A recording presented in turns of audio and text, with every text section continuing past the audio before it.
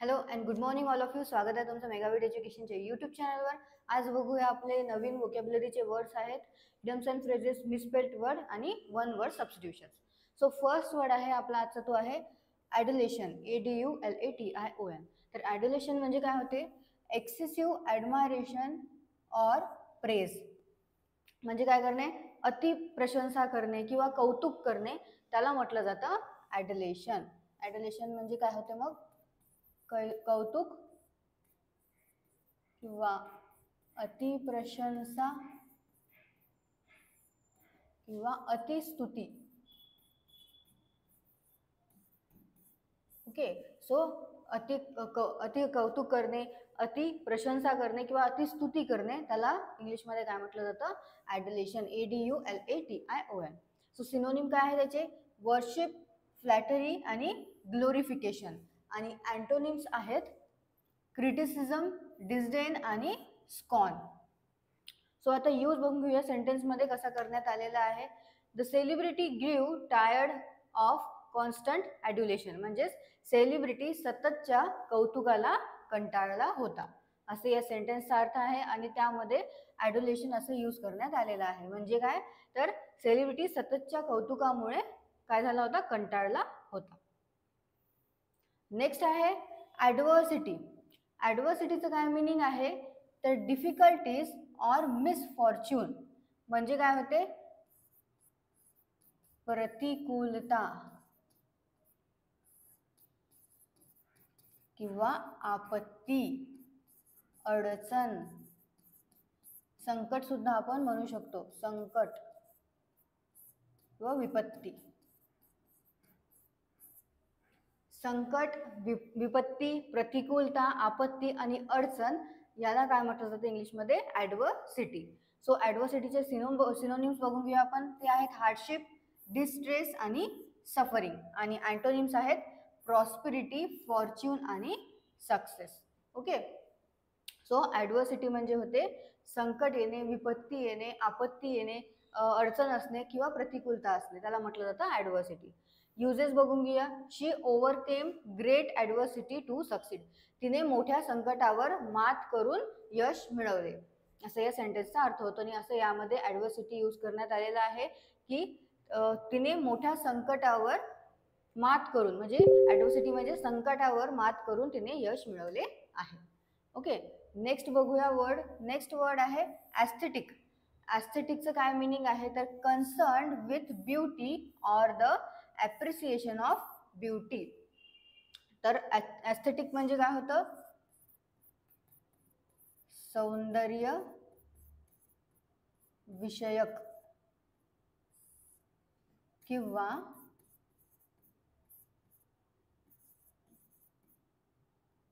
कला विषयक. सौंदर्य शास्त्र सुद्धा आपण त्याला म्हणू शकतो. सौंदर्य शास्त्र विषयक.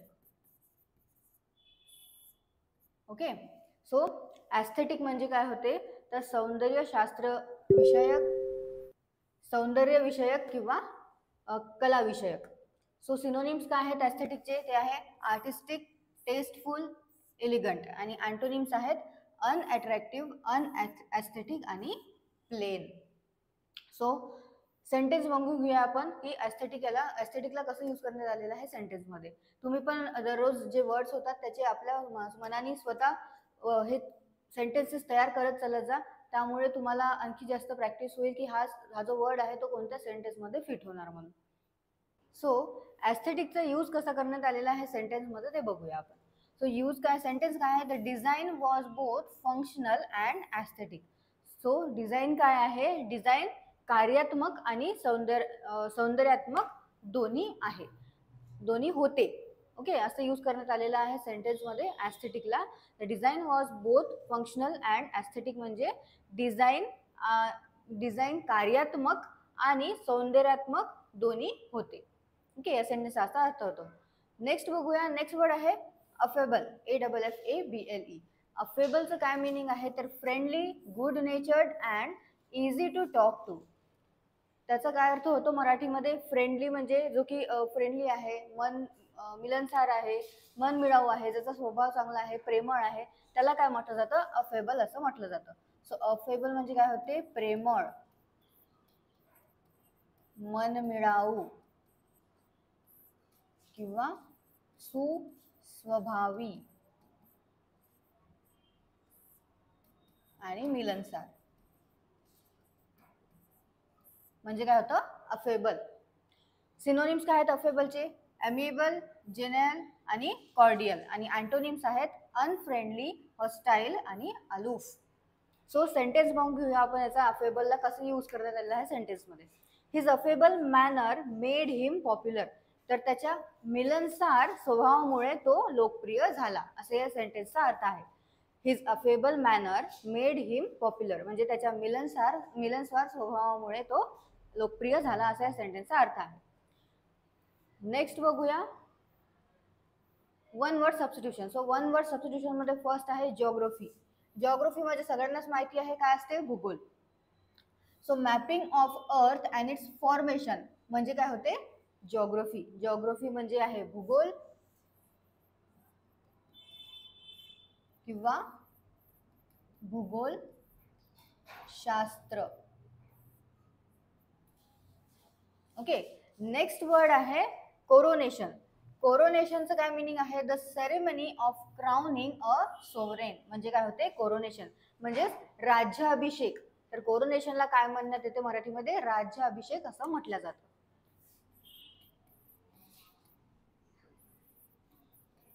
राज्याभिषेक.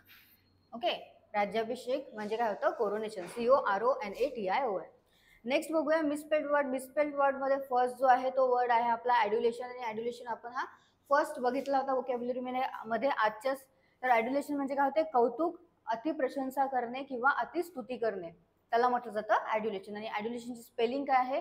Option A he correct spelling आहे ॲड्युलेशनची. ADULATION ही करेक्ट स्पेलिंग आहे. आणि याचा अर्थ काय होतो? कौतुक करणे किंवा अतिप्रशंसा करणे.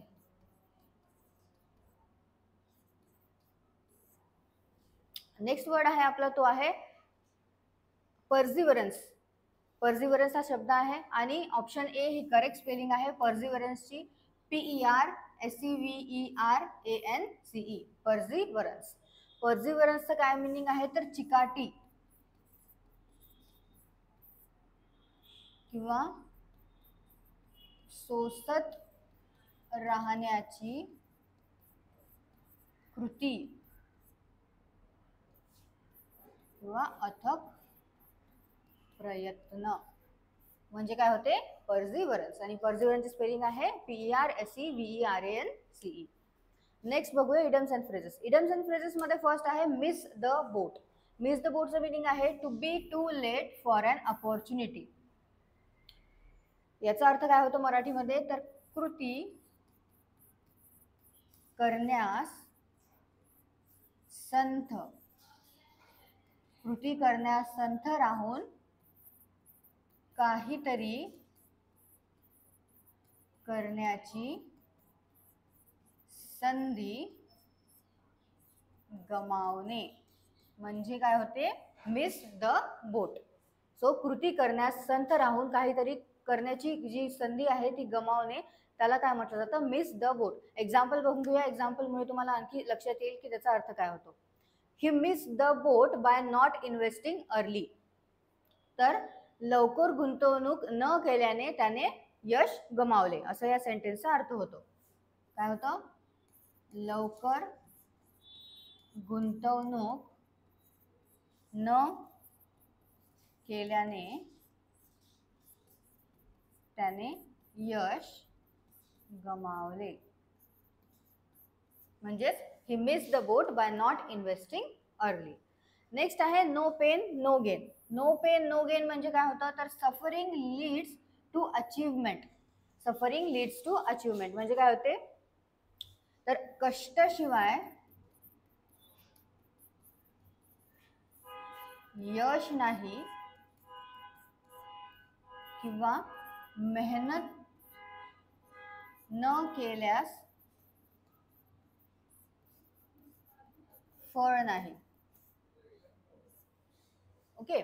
So no pain and no gain म्हणजे होतं कष्टाशिवाय यश नाही किंवा मेहनत न केल्यास फळ नाही. त्याचं एक्झाम्पल बघूया आपण. एक्झाम्पल आहे studying is hard but no pain no gain.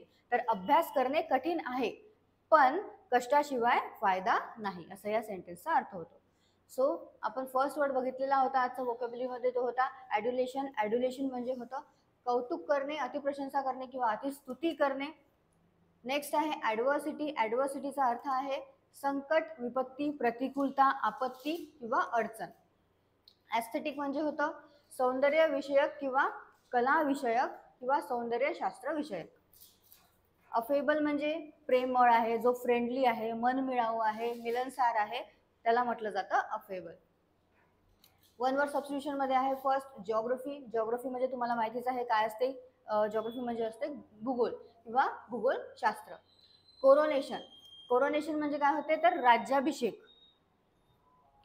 ॲड्युलेशनची spelling आहे ADULATION आणि त्याचा अर्थ आहे कौतुक करणे किंवा अति प्रशंसा करणे.